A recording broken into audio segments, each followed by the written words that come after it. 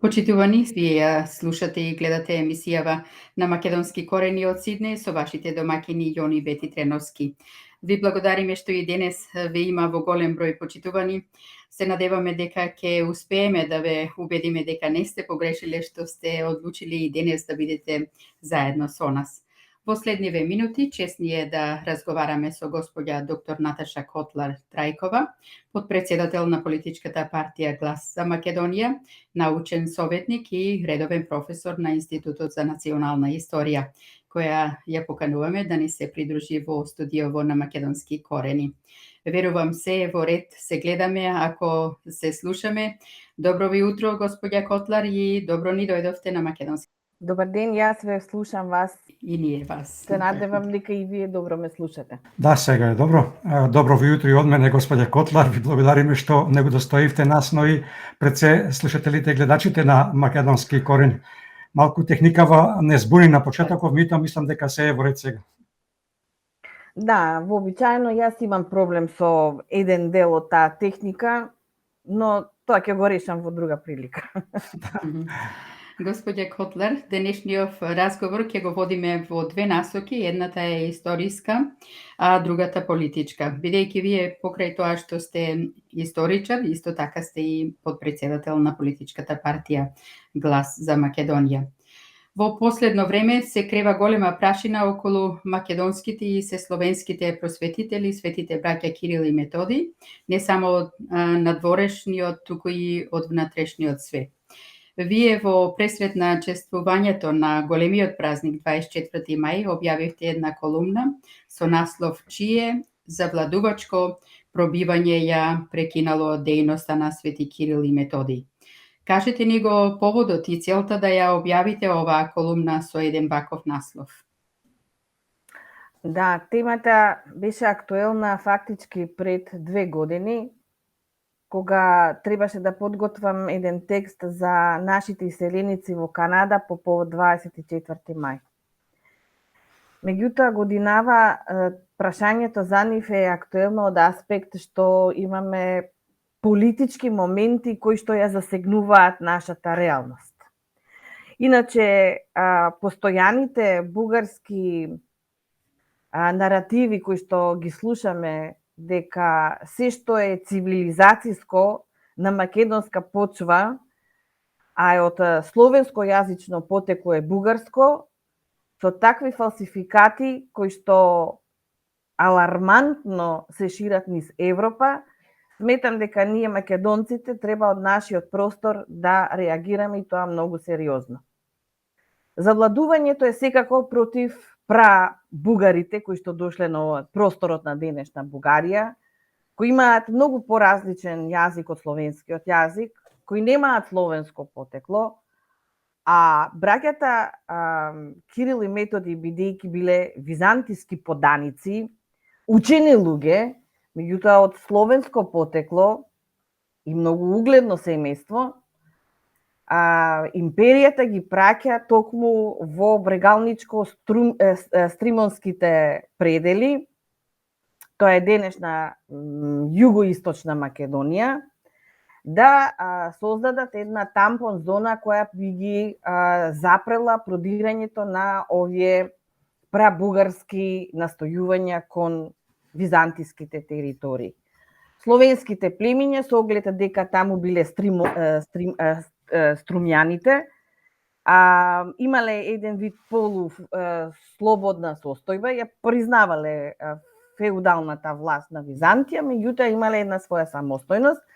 Методи на тој простор 10 години управител или кнез или архонт, како што спомнуваат изворите, а за да владее соодветно со луѓето, бидејќи знаете, за да владеете со определена територија и народ, вие мора да имате закони. За да имате закони, потребно е тоа да го ставите во една писмена форма. Неговото искуство околу создавањето на законот за судењето на луѓето, односно пишувањето на закони со тогашни старогрчки букви, а на словенски јазик, било мотивот и потикот да се создаде, кога ќе стигне неговиот брат на истата територија која што треба да го помогне, да се создаде глаголицата. И за целата јавност треба да биде јасно дека глаголицата е македонска верзија на писмо, не е кирилицата. Тие врз основа на она што го знаат од околината на Солун, од солунските села, го внесуваат во основата на глаголицата, односно звучноста, гласовниот израз на словенското говорење и ги поставуваат основите на глаголицата, а потоа во еден извесен период кога се подготвуваат, ќе ја усовршат и ќе ја подготват и затоа ја добиваат можноста да заминат во Велика Моравија. Така што тие ја имаат задачата да запрат едно туѓинско завладување или навлегување на македонски простори кои што во тој период имале една лабава власт од Византија. Навистина убаво објаснивте, верувам дека нашите гледачи и слушатели може би дел од нив и не го знаеа ова, меѓутоа сега работите им стаа на појасни. Инаку Бугарија... Да дополнам за слушателите дека глаголицата фактички во нашата наука е тоа потврдено дека е создадена 855 година, односно годината кога двајцата браќа ќе мора да се повлечат од тоа Стрибонско кнежевство кое што го управуваат, а иначе 10 години бил Методи, значи од 845 до 855 и тие потоа добиваат други империјални и мисионерски дејности од страна на императорот Василий III. Бугарија во ниту една прилика не пропушта да каже или да бидам подиректен, да лаже дека Македонија го прекршува добрососедскиот договор, што е надвор од здравиот разум, бидејќи ако некој го прекршува договорот за добрососедство, тоа е Бугарија. Према вас како историчар, но и како политичар, кој го прекршува добрососедскиот договор и кој би бил најсоодветниот чекор што Македонија треба да го преземе за досегашното континуирано прекршување на договорот за добрососедство од страна на Бугарија и зошто? Јас ќе се обидам да одговорам на три нешта кои мислам дека се битни за да дојдеме до целосниот одговор на ова. Така. Прво, ќе кажам дека целава оваа ситуација што ни се наметнува е ирационална.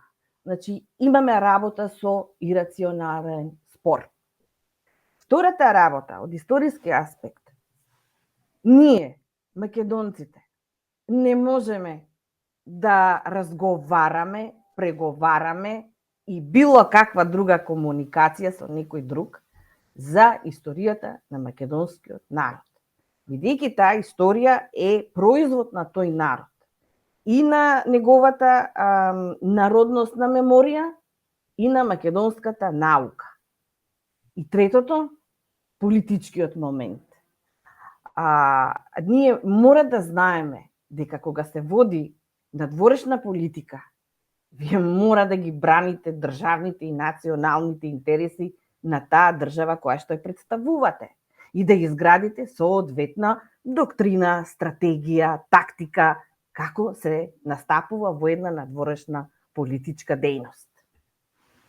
Затоа, кога ме прашувате за кој ги прекршува правилата, за слушателите да кажам дека станува збор за еден многу анемичен договор, правно мислам крајно е сиромашен, каде што гледаме дека има 14 точки со одредена преамбула, во која што се назначени основните човекови права. Седнале Република Бугарија и Република Македонија и во преамбулата ги ставиле правата кои што се нудат од страна на Повелбата на Обединетите нации за човекови права, за основните норми во меѓународното право, се повикале на некои одредби од европскиот вредносен систем и така натаму.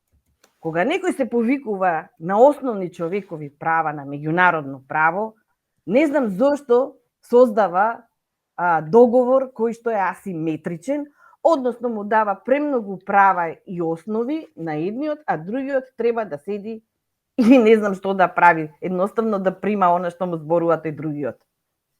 Самиот договор е чин кој што представува намера да се асимилира македонскиот народ и е во тесна врска со одредбите на Преспанската спогодба, бидејќи треба да се анулира постоењето на македонскиот народ. И ако видите, сите овие 5 години како што е потпишан овој договор се удира на екзистенцијата на македонскиот народ. И јас вчера не случајно подсетив на едни зборови на Вапцаров, кој што вели ние македонците ќе бидеме во таква состојба да не прогонуваат, да не убиваат и да не негираат само затоа што го браниме своето. Ете тоа е. А ако некој го прекршува договорот, многу е јасно, оној што има сила, оној што 5 години не знае што сака, донесува декларации, па ранковни некои позиции, па објаснувачки меморандуми. И сето тоа, каде што се прогласува единственото постоење на македонците за говор на омраза. Ме прашавте за чинот, да сум некоја власт, да имам таква моќ, веднаш станувам, го кинам тој дел од хартија и седнувам со здраворазумски луѓе и создавам стратегија и национална програма во однос на надворешната политика за Македонија. Убаво кажано.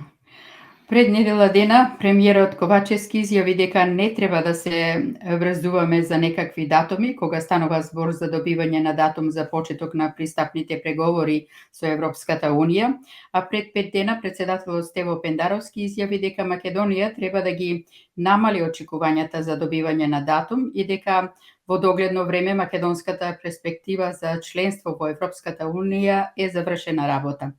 Се разбудија ли овие од врвот на оваа ненародна власт и дали ова е презадоцнето признавање на погрешните политики кои ги водеа изминативе 5 години, кои политики ја клекнаа Македонија на колена? Па да, јас мислам дека е тоа. Знаете, веќе кога зборуваме за датуми, мислам стварно е погрешно да очекуваме датум, бидејќи пред 4 години, ако се сеќавате на онаа фамозна фотографија со прстите, нели, од авионот, ние имаме датум. Јас не знам зошто бараат датум кога ние имаме датум. Шегата на страна, но мислам дека политичката врхушка, особено оваа што е на власт, играше и се уште игра на опцијата дека сепак некој чудо ќе се случи. Бидејќи, ете, нели ние го сменивме името заради евроатлантски интереси. Иако кованицава е малку ирационална, едно е атлантско, друго е европско, меѓутоа да скратам, мислам дека самата политичка гарнитура во актуелниот момент е свесна дека нема маневарски простор. Единствената опција е безпоговорно да си ја наведне главата и да се согласи на нешто што го бара Бугарија и што е европски услов, бидејќи лошата надворешна политика тоа ви го нуди, и да бидат на некој начин оправдани самите пред народот, ете, ние многу се трудевме, ама ете, другите се виновни. Кога некој во политиката ќе почне да бара вина кај некој друг, знаете дека дошле лошите 5 минути. Толку имам одговор за нив.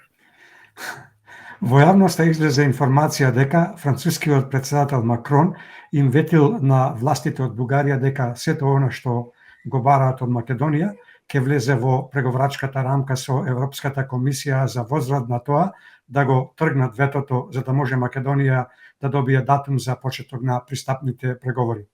Оваа информација на некој начин ја демантира бугарскиот премиер Петков, но ако тргнеме од онаа познатата изрека кај што има чад, има и огон, во каков ќорсокак влегува Македонија, особено оној дел поврзан со историјата, и што сето ова ќе значи ако навистина се случи тоа? Ке влезе ли Македонија во конечните бездна од каде што враќање повеќе нема да има? Дали Макрон всушност може да биде решението на проблемот кој Бугарија го има со Македонија?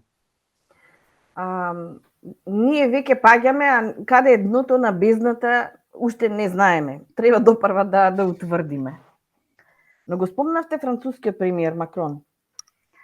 Ајде сега сите да се потсетиме дека 2018 година, некаде веднаш после референдумот, ако се сеќавам, после уставните промени, тоа беше некаде во јануари 2019 година, францускиот премиер уште тогаш ни кажа дека вие во Македонија што го сменивте името нема никакво значење во однос на Европската Унија. Ја не знам зошто ние не памтиме, не слушаме. Уште тогаш. Значи, еве да бидеме прецизни, уште пред 4, еве нека бидат и 3 години, ние го добивме одговорот од Макрон. Јас не знам, просто им се чудам на овие што ја водат надворешната политика, зошто не ги читаат изјавите на луѓето.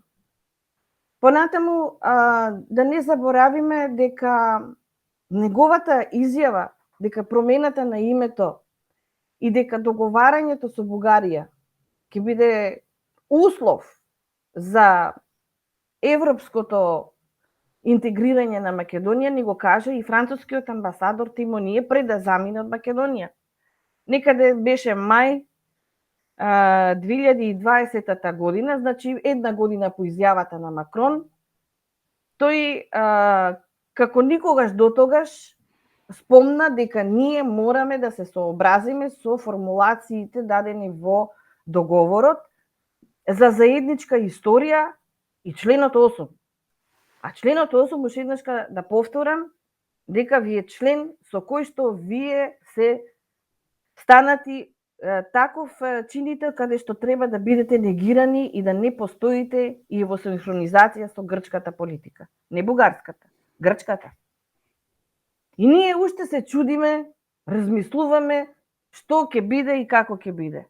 После тоа Макрон уште еднашка спомна, нели, кога ги понуди новите мерила за приклучување на земјите кон Европската Унија, новата методологија, повторно кажа. И ние како политичка гарнитура, еве, без разлика кој е на власт, ниту слушаме, ниту разбираме. Затоа и на почетокот го отворив прашањето за лоша надворешна политика. Па не можете вие само со додворување и паѓање ничком пред некого да водите надворешна политика. Па тоа го можат и циркузантите, а не политичарите. И дојдовме во ситуација да еден ирационален спор, внимавајте, тоа е нешто неразбирливо, тоа е апсурд, да ви биде услов за да влезете во европското друштво. Јас најмногу ја гледам вината во домашната политичка гарнитура. Кога зборувам за домашна политичка гарнитура, значи ги имам во предвид не само оние што се во извршната власт, туку и во законодавната и во судската. Бидејќи корупцијата, ни кажуваат еве овие амбасадори што се во Македонија, кои сметам дека треба да си седат на своето место каде што им е местото, а не да ја водат македонската политика, кажуваат дека е најголем проблем корупцијата. И ние од таа корупција ќе загинеме и затоа не можеме да влеземе во Европа. Со старото и валкано руво ние не можеме да влеземе во Европа. Нам ни е потребно целосно менување на нашиот и психолошки, и емоционален, и здраворазумски концепт што представува држава и што представуваат европските вредности.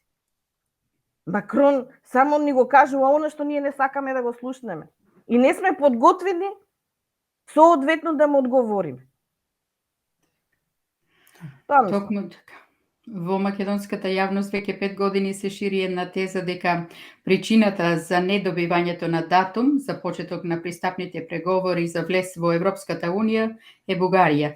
Дали оваа теза е сватена буквално од страна на македонската влада и ја користат само колку да ги оправдуваат неуспесите во нивното владење, и дали ќе се сложите со нашата констатација дека ветото всушност е од страната на Европската Унија, бидејќи Бугарија е членка на таа Европска Унија и е само пренесувач на одлуката на Европската Унија.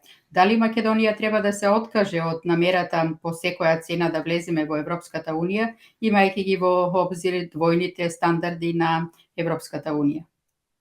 Па мислам претходно веќе го наговестив одговорот на ова прашање.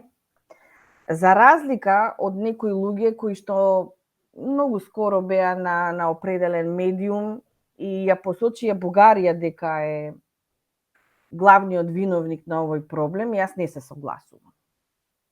Бугарија нема таква моќ, најсиромашната држава во Европската Унија, да создава такви големи проблеми. Не и Бугарија. Мислам дека станува збор за големите водечки земји во Европската Унија, особено Франција, а секако и Германија. Ниту двете имаат намера да се занимаваат со лошата природа и разбирање на нештата од Балканот, бидејќи тие имаат сериозни проблеми во актуелнава ситуација која што се случува во Европа. Да не заборавиме, руско-украинскиот конфликт представува сериозна и економска, енергетска, социјална, политичка, па и културолошка, ако сакате, ситуација во однос на земјите кои што се во Европската Унија и предводени од Франција и од Германија. Историски Германија е многу поврзана со Бугарија, да не заборавиме, еве да ги потсетиме слушателите, дека суверените на Бугарија во определен период беа од германско потекло, Сакско-Бургота, од кој што пак потекнува и Queen Elizabeth II. Така што ова династија во позадина си ги врши своите интереси како што треба, а германската политика, особено на Балканот, никогаш не била срдечна во однос на Македонија. Таа ги поддржува албанските, бугарските концепти, а додека Франција ги поддржува особено грчките концепти. И веќе кога ги спомнувам овие нешта, уште еднаш ќе повторам дека и Преспанската спогодба и договорот од 2017 за добрососедство се такви договори кои што фактички на Европа треба да ја обезбедат оправдување за она што се случи 1913 година, со оглед дека сметаа дека македонското прашање со поделба или доделување на териториите македонски кон другите држави, дека македонското прашање е решено.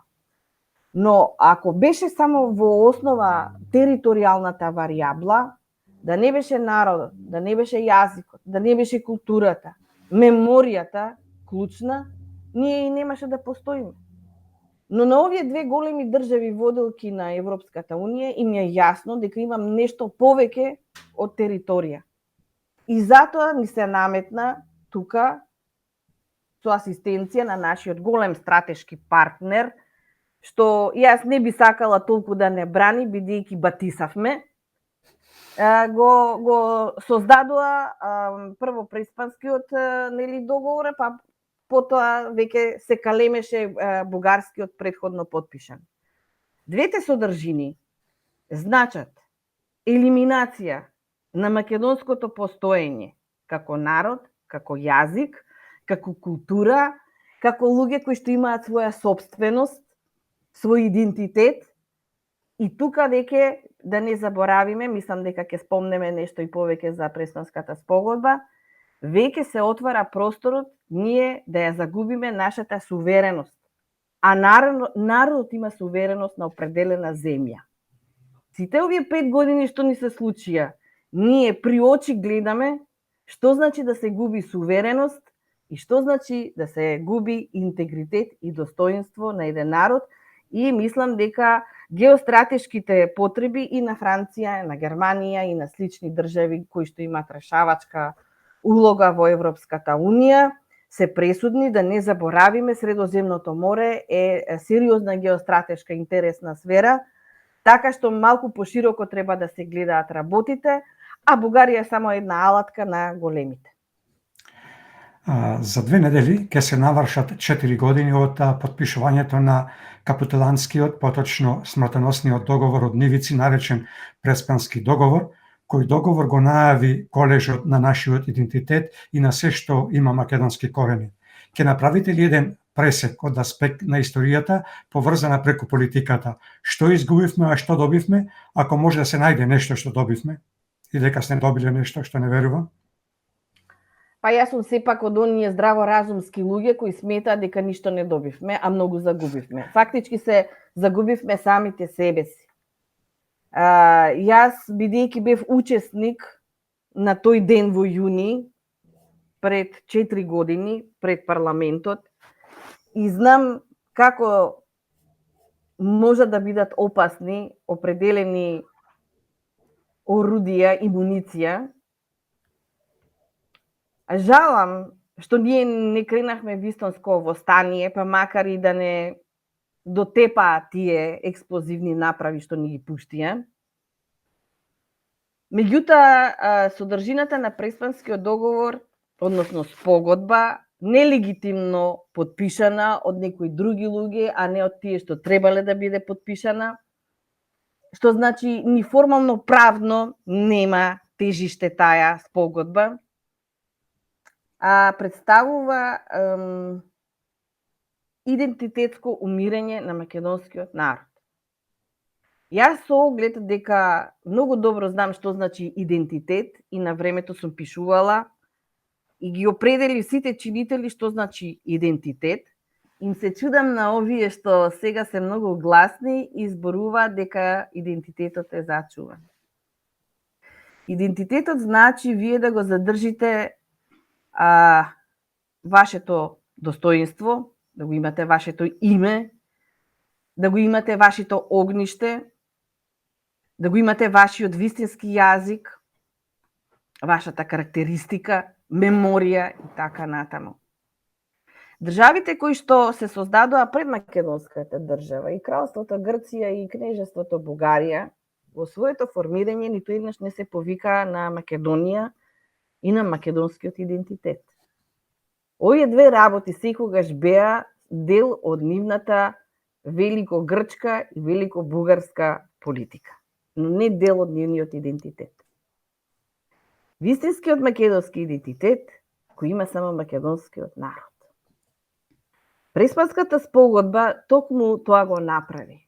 Ако го отвориме, уште на почетокот ќе видиме овој договор, дека не се спомнува Република Македонија. Таму пишува втората страна заведена по тој и тој број во тој и тој документ од Обединетите нации. Па нас ни името таму не ни се спомнува. Нема Република Македонија.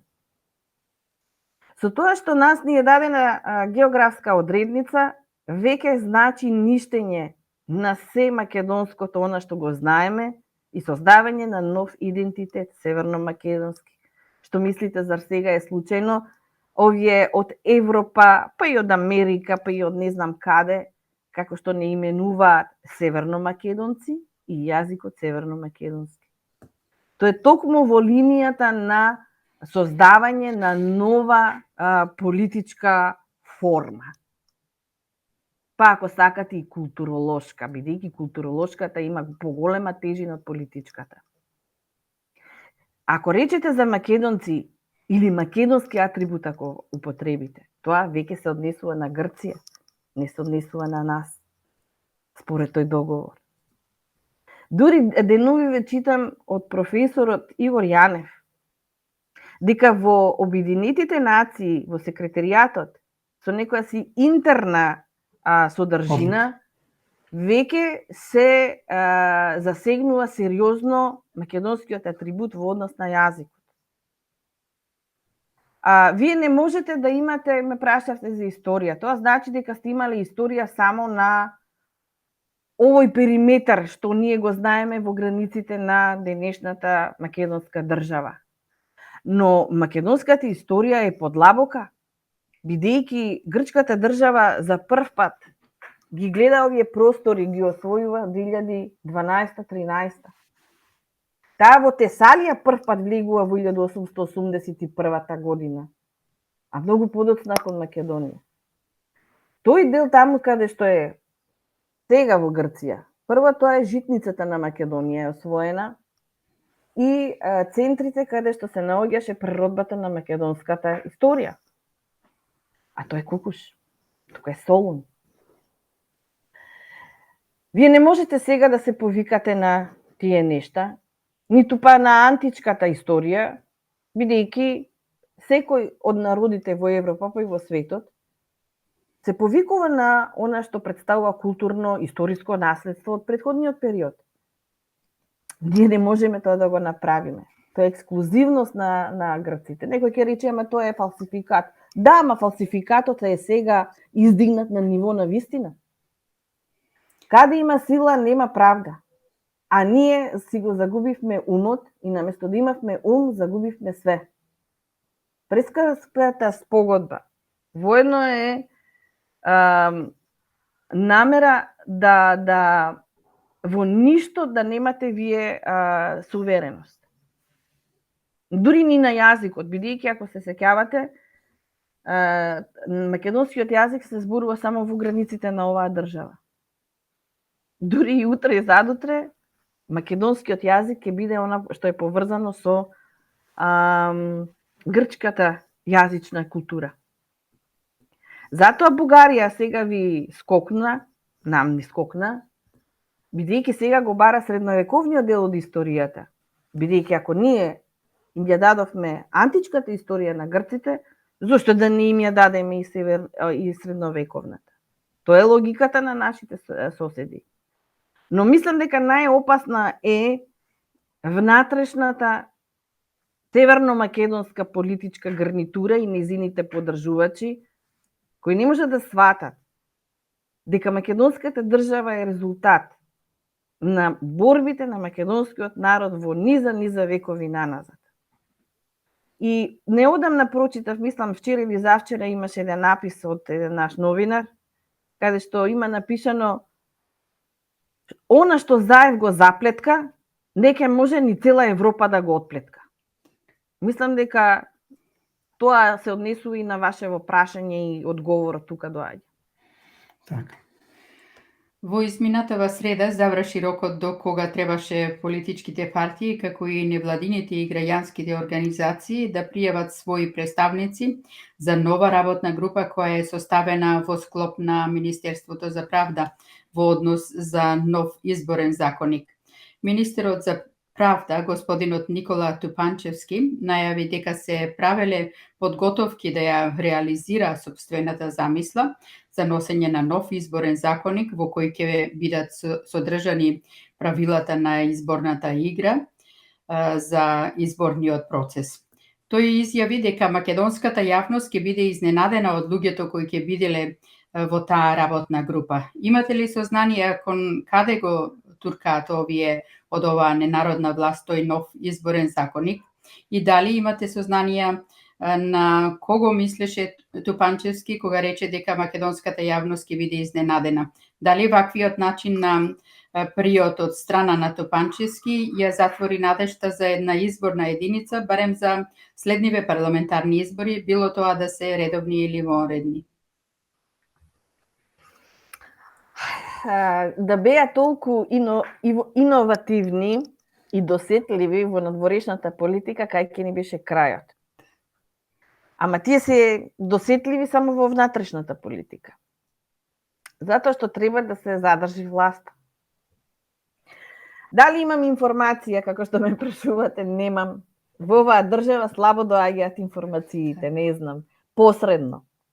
Ете, случајно налетав на едно писание од страна на Социјалистичката партија на Македонија, која како најстара политичка партија што постои на овој простор, му забележуваат на министерот по кој принцип се определил да ги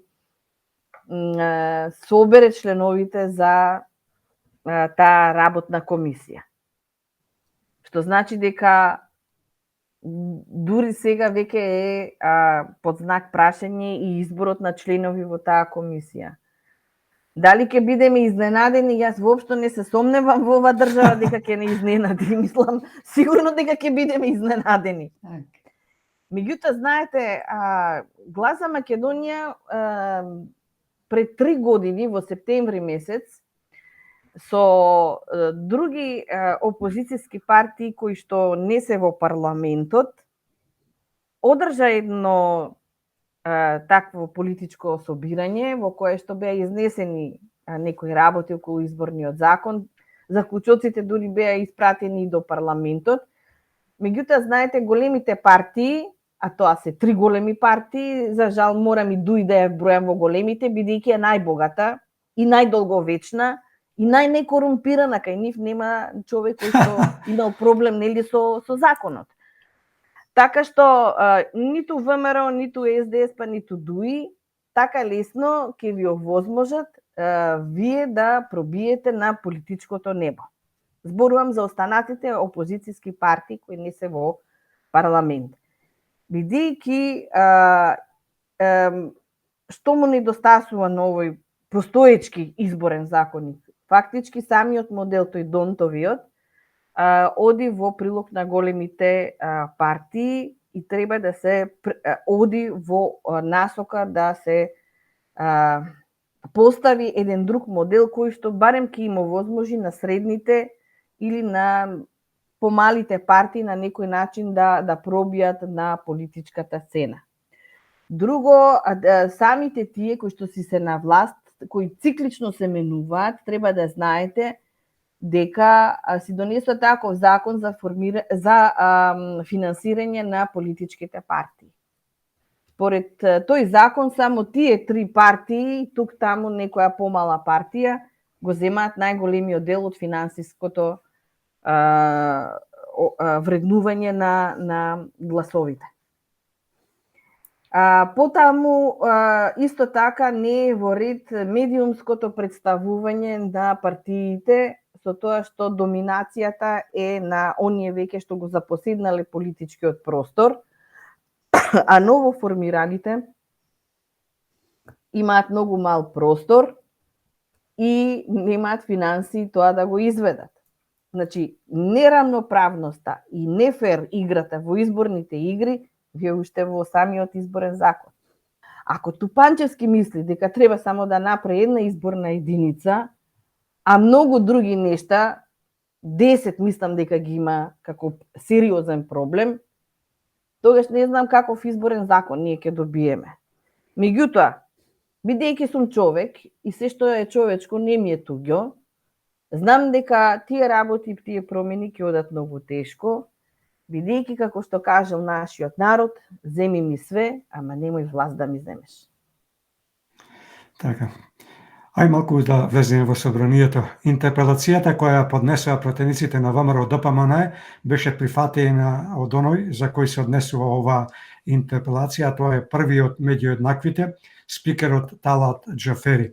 А причината за интерпелација е неговото недолично однесување, со што е и прекршен кодексот на однесување. На сите им е јасно, дури на оние кои ја поднесува оваа интерпелација, дека нема да помине. Прашањата кои логично треба да се постават се следни. Која е целта на поднесување на оваа интерпелација?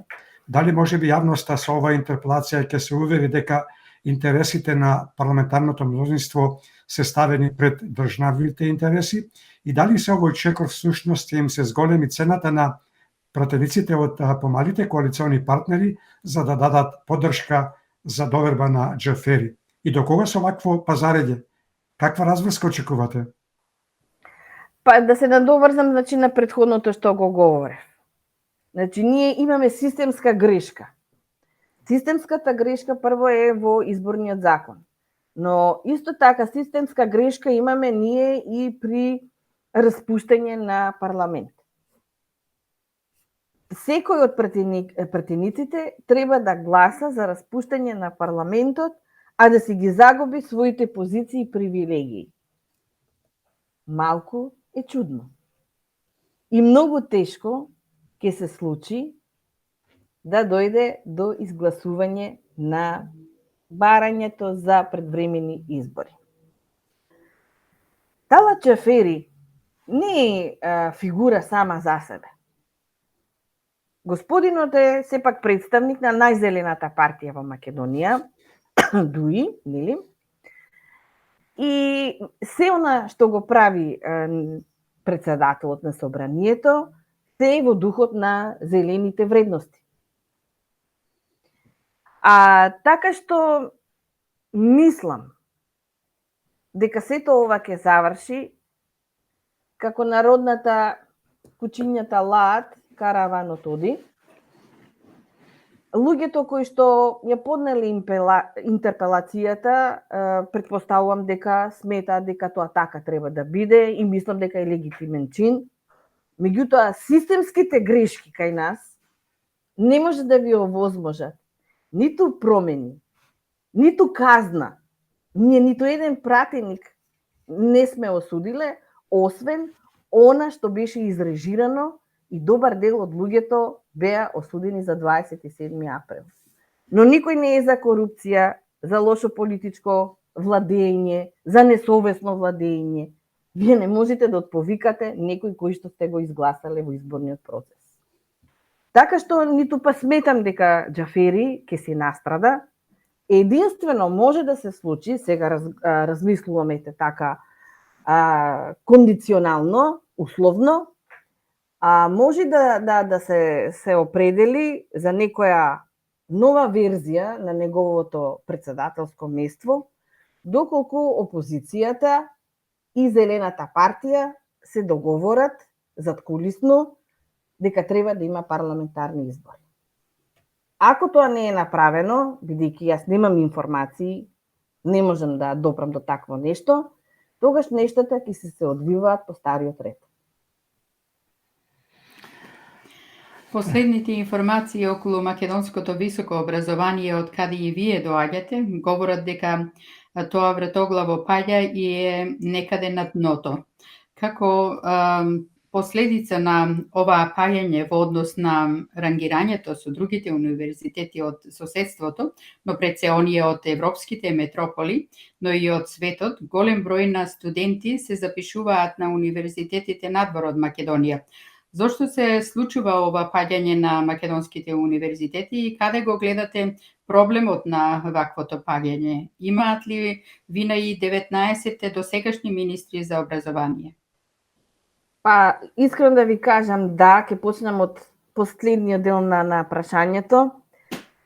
Како што детектирам системски грешки при изборниот законник, при делувањето на парламентот, ние имаме системска грешка и во постројувањето, организирањето на високото образование, и не само на високото образование, туку воопшто на целиот образовен систем во македонската држава.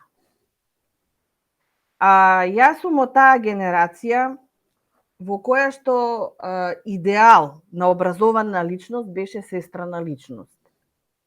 И нам образованието ни беше навистина многу сериозен процес, каде што и оценката за добро познавање, тројката, беше многу заслужена. Но тоа беше идеал, бидејќи определена политичка конјунктура и организација сметала дека така треба да се постапува.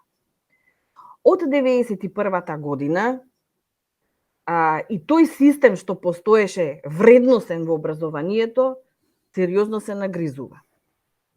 Ако имаме ние проблеми во основното образование, во средното образование, сосема е нормално да имаме сериозни проблеми во високото образование.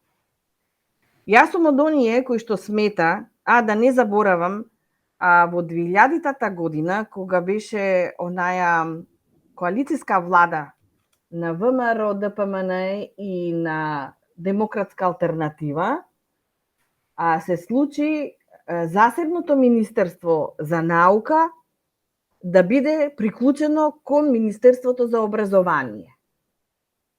За да имате вие сериозна држава, вие мора да имате најдобро Министерство за образование и наука. Меѓутоа, и свеста треба да бидем на многу високо ниво на оние кои што се определиле да го водат тоа министерство. Во Македонија се уште преовладува филозофијата која е издигната на ниво на идеологија, дека не ви е потребно образование, дека вам ви се потребни добри врски, добра позиција, добри пријатели за да успеете во животот. И пари. И сега пак доаѓаме до грешките каде се. Грешките се ставени во системот, уште на почетокот.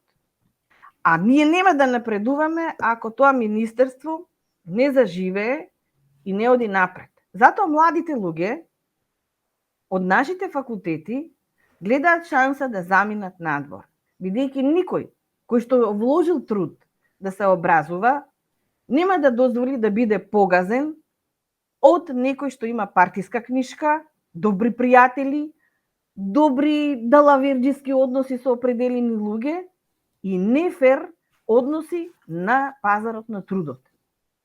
За да ова се промени, треба да се променат оние што ја водат власта во определена држава. Дури јас мислам дека во идниот период, без разлика кој ќе биде на власт, нам ќе ни требаат многу зрели, воспитани, образовани и научно определени луѓе, за да може ние да просперираме. За жал, јас во овој момент не гледам такво нешто во Македонија и затоа преска ви реков, ние уште паѓаме, ама каков ќе ни биде тресокот во бездната, не знам. Така. Дали Бугарија, користејќи ги двете главни алатки, а тоа е членството во Европската Унија и ветото, всушност ја спроведува агендата за демакедонизација, односно ребугаризација на Македонија? И дали постои опасност дека ќе успеат во тоа, но наместо наеднаш тоа да го остварат, тоа ќе го остварат на рати, како што ние овде на Македонски корени уште пред повеќе од година дена предувавме на едно вакво сценарио? Па знаете, јас и пред малку спомнав. Она што политичката врхушка во Македонија 2018 и подпише на Грција, денес треба незините представници, застапници, бидејќи овој премиер, јас и не знам како се вика, да бидам искрена, и останатите околу него, треба само да ја завршат работата што им ја остави во наследство господинот со иницијали ЗЗ. Затоа Бугарија тоа го прави. И јас да сум во Бугарија и да ја видам својата шанса дека можам на моиве соседи да им се качам на глава, зошто да не го направам? Зошто да не си го исчистам моето фашистичко минато како Бугарија? Зошто да немам оправдување пред историските настани? Исчистувањето на фашистичкото минато на Бугарија ќе биде и карт бланш и за Германија тоа да го направи, која што сега засилено води пропагандна дејност против Русија. Не велам дека Русија во моментов е добрата страна, но во секој случај Русија е држава која што губи на пропаганден план. Не навлегувам во мотивите зошто Русија реагира така како што реагира, но очигледно е дека приказната има повеќе чинители во Европа, многу е сериозна и мислам дека ќе биде многу тешка за земјите на Балканот. Бидејќи сме сите ние многу помали држави на еден тесен простор, за разлика од големите кои што успеале не само да обезбедат простор, туку и суровини за обстојување. Така што И воопшто не ја гледам Бугарија како една земја која што има своја самостојна политика. Воопшто не ја гледам. Тука треба да внимаваме и на влијанијата кон Бугарија и од запад, но и од исток. Така што, без разлика што кажал Петков, што кажал Радев, сметам дека нам тоа не е едно ехо кое ни доаѓа од многу поголеми држави и кои имаат сериозни големи интереси и дека ние мораме да мислиме на тоа. Нивниот настап дека треба да влезат бугарите во македонскиот устав е исто едно безобразно однесување, каде што имаме ние 14 пресуди донесени во корист на македонците од Пиринскиот дел на Македонија и тие не ги внесуваат во својот устав, а ние треба да ги внесеме и тоа запамтете, не бараат како малцинство. Тие бараат да влезат како конститутивен народ. И со тоа све што било напишано во тој проклет договор за добро соседство, све ќе се исполни. Бидејќи во преамбулата на нашиот устав, вие спомната Крушевската република и линденските традиции, па тие ќе се бидат и на конститутивниот бугарски народ, ако влезат. Ние не ја искористивме алатката која што ни ја понуди Словачка и Чешка, кои сериозно изреагираа кога Бугарија се обиде да направи мистификација околу браќата Кирил и Методи и создавањето на првата словенска азбука. Тие толку сериозно реагираа во Европа и укажа дека тоа се фалсификати и невистини. Ние спиевме. Не реагиравме. Дури луѓето се обидуваат да ни помогнат, ние не умееме ни помош да земеме. Тоа е. На сите досегашни влади стратешка цел е влез во Европската Унија. Меѓутоа, докаде треба да се попушта за да се стигне до таа цел? Што станува со македонските принципи и достоинството? Дали државниот врв ги почитува македонските вредности за да очекува некој друг однадвор да ги почитува? Мислам дека не можеме веќе да зборуваме за македонски вредности кои ќе бидат бранети од македонска политичка врхушка. Мислам дека тука сме обратно пропорционални, барем последниве 5 години. Не значи дека она што го спроведува владеачката гарнитура, дека се македонски интереси и национални интереси. Напротив, ние сме во колизија. 5 години ние како народ не се мириме. Ние сме многу поголем дел, ако го споредиме резултатот од она неславен спроведен референдум на 30 септември, 2018 година. Ако го земеме тој процент, значи на луѓе кои што не се мират со реалната или актуелната состојба, сме многу поголеми. Но друго е прашањето што таа златна Европа со балкански начин, имавме ние еден представник од таа Европа кој рече средете го на балкански начин. Да, и сега јас се прашувам, како може некоја политичка врхушка која што дојде прво на нелегитимен и на нелегален начин ќе брани македонски интереси. Тие бранат нешто, ама не се тоа македонски интереси, национални државни како што ние ги подразбираме, некои други.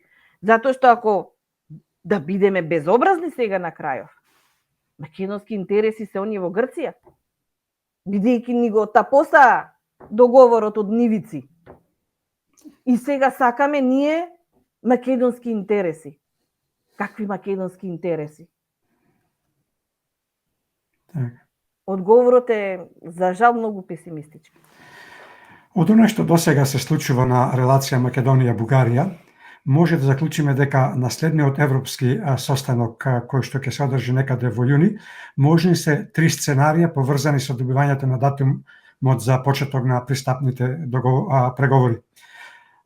Првото е внесување на бугарските услови во преговарачката рамка, второто сценарио откажување од сегашната бугарска позиција и замена за нова позиција која ќе содржи конкретни рокови, и третата е опстојување на ветото. Која од овие опции према вас се поизвестни и зошто, и дали конечно Македонија по јунскиот самит ќе добие датум за почеток на пристапните преговори, макар и тој датум да биде условен? Ако одиме по она што ми го прочитавте, значи ниту една од трите опции што ми ги прочитавте, се извинувам, не гледам можност за македонската страна. Не гледам. Вчера прочитав дека на 11 јуни во Македонија на неколку часовна посета треба да биде германскиот премиер, нели, Шулц. Шулц нема да дојде да не види колку сме убави. Нели? Тој доаѓа со некоја намера. Да ги потапка по рамоса. Да. Ако неговата мисија не помине како што е предвидено, ние ќе имаме вето. Ама и да помине како што е предвидено, ние да ги усвоиме оние 5+1, нели, одредбите, тоа е погубно за нас. Ние поарно да си го купиме и јажето и сами да се обесиме. Во таква состојба ќе бидеме. Единствено, нормално, дипломатско, надворешно политичко однесување кон ова лудорија, ова ирационално, апсурдно нешто е поништување на договорот, ставање на луѓе да водат надворешна политика здраворазумски, кои што ќе штитат македонски интереси, повторувам, македонски интереси, и ќе знаат како треба да се разговара со било која држава од регионов, па макар и нашите најблиски соседи. Господја Котлар, разговоров ќе го продолжиме со блиц прашање за која, ако е можно, очекуваме одговор за не повеќе од 12 минути. Дали, ако Македонија се сложи, барањата на Бугарија да влезат во преговарачката рамка, всушност е потпишување на безусловна капитулација во однос на нивните барања? Јас сум позната по брзи одговори. И веднаш ќе ви кажам, не е само тоа капитулација, туку сме си напишале наша посмртница, своерачно. Дали македонското прашање вакво какво што го имаме денес всушност е креација на Европа, односно Европската Унија, која не дозволува постоење на македонска држава? Да. Јас и преска неслучајно спомнав да се вратиме на 1913 година. Ако се сеќавате, еден од преговарачите во минатиот век или така, да, минатиот век во 90-тите години беше, кога ни рече: вие сте несаканото дете на Европа.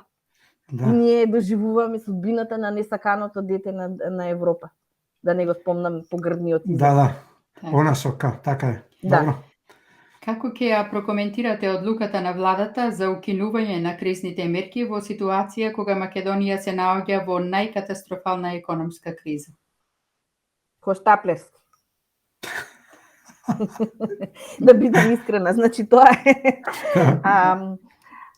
Ако немате сенс, што треба да направите во кризни мерки во однос на економијата, значи имате многу лоши намери.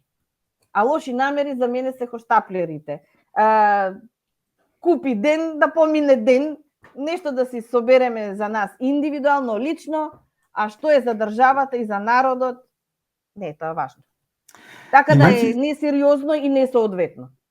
Имајќи во предвид состојбата со штрајковите, дали ова власт ќе успее да обстои до крајот на мандатот или сепак очекувате дека ќе има предвремени парламентарни избори?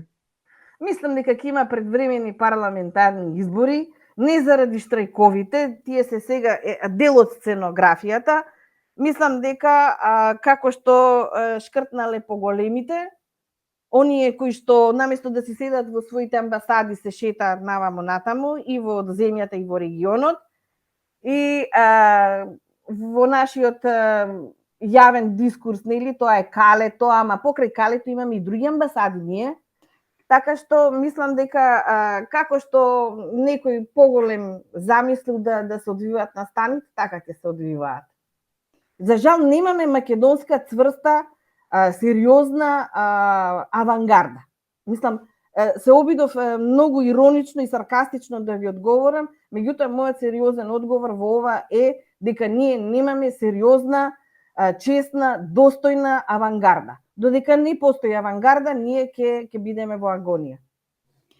Во јавноста многу гласно и секојдневно се говори за македонско-бугарската мешовита историска комисија, а онаа мешовита македонско-грчка историска комисија не се ни спомнува. Имате ли информации за што дискутираат и до каде се стигнати со разговорите и зошто, односно која е причината што разговорите од таа комисија не го гледаат светлото на денот, односно за тие разговори воопшто не е запозната македонската јавност? Ние немаме никакви информации како македонска јавност околу тоа. Мислам дека најлошата работа што можеше да биде присутна во тој договор е постоење на таков вид комисија, што значи вие имате комисија, меѓутоа таа треба да го прими она што го кажува другата, бугарската страна, и се што представува наука македонска да се избрише и во учебниците да ја внесете бугарската историја и разбирањето на бугарите за историјата. Така што мислам дека и едната и другата комисија се многу штетни.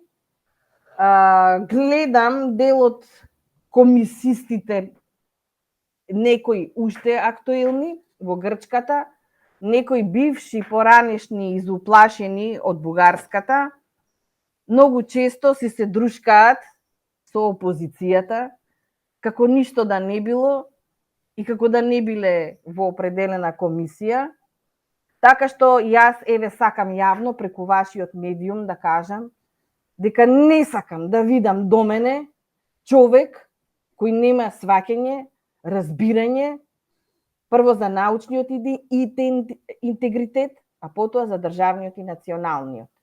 И сериозно се љутам кога ќе ги видам, особено како се движат меѓу опозицијата, бидејќи намирисаа дека можеби опозицијата може да освои некоја победа и пак да си го прават истото што го прават 30 години. Како ќе оцените изјавата на бугарскиот претседател Радев за некаков референдум по прашањето дали треба да се крене ветото врз Македонија, но и онаа изјава дека нема да патува во Париз на тркалезна маса, која сака претседателот Макрон да ја организира, а на која маса би ги седнал Македонија и Бугарија за изнаоѓање на прифатливо решение? Театар. Знаете, Радев, оно што го прави, представува една конзистентна политика. Значи, тој од великобугаризмот не се откажува, а за да го прави тоа така, значи, има некој позади него, кој тоа му го дозволува. Ако требаше Радев да оди во Париз, бидете сигурни дека можеби ќе го спакова и ќе го однесе во Париз. Затоа ви велам дека сето ова представува еден театар. Тие веќе имаат во Народното собрание декларација, која што ја поддржаа, нели, и политички од страна на парламентот, но и општествено таа им е поддржана, значи и в широката јавност. Едно чудо објаснувачки меморандуми на сето тоа надоврза и само ги зголемуваат барањата кон Македонија. Едноставно сака да постигнат рационална, практична и политичка содржина. Ништо друго не сакаат. Дури во нивната историја, кога има едно априлско востание, требаше да представува рационален настан. Така и ова нашево треба да биде рационален настан за постигнување на определени бугарски интереси. Во Законодавниот дом започна расправата за избор на нови уставни судии. Имате ли некоја прогноза кои од предложените кандидати ќе ги потполнат празните фотели во Уставниот суд? Да бидам искрена со имињата на судиите, не сум запозната. Мислам, во јавноста не ги знаеме. Тие се знам на број десетмина пријавени, меѓутоа вчера од она што го забележа во медиумите, барем во парламентот имаше и пратеници кои што укажа дека самиот избор на законник, поточно за избор на уставни судии е несоодветен и не се пропишани условите како треба да се избираат определени судии за да бидат членови на Уставниот суд. Сега во моментов, она што ќе предложи опозицијата како кадар, го напаѓа позицијата, а па кога позицијата ќе понуди некое решение од имиња и презимиња, па овие други ме напаѓаат. Така да сега во моментов сме така во една трагикомична изборна сесија за избор на уставни судии, меѓутоа додека сметам дека треба да биде подобрен законот за избор на уставните судии, до тогаш ние ќе немаме ниту сознание, ниту пак имаме соодветен уставен суд, бидејќи да не заборавиме, тој уставен суд должи многу одговори на конкретни политички настани и општествени во оваа држава. Господја Котлар, од изминатите ваши гостувања на македонски корени, може секој да заклучи дека вие сте против оваа ненародна власт, секоја што го кажувате. Сега нашето прашање до вас е дали на 18 јуни, кога ќе има протести, политичката партија Глас за Македонија ќе излезе на тие протести? Или се уште немате одлучено? Не, ќе ви одговорам. Ви кажав, јас знам многу кратко да одговорам. Мојата партија, значи Глас за Македонија, и пред 4 години беше таму каде што беше и протестираше против тој неубав договор, односно спогодба, така што и оваа година ќе бидеме на местото, се надеваме само дека нема пак да не бомбардираат, бидејќи тогаш не бомбардираат. Господја Котлар, ви благодариме. Задоволство причини и оваа ваше учество во Македонски корени. Посакуваме да си имате убав викенд. До скоро довидување, пријатно до слушање и секое добро до вас. И јас ви благодарам. Во секој случај, јас сум позната и по моите саркастични и иронични одговори. Само сакам да кажам дека слушателите не треба буквално секогаш да ме разбираат. Нашите слушатели и гледачи се многу напредни, така да знаат и меѓу редови да читаат. Ова ми е полка од мојата кампања, кога се обидов нешто саркастично да објаснам, па луѓето разбрале буквално и тогаш не е пријатно. Пријатно. Довидување и секое добро до вас.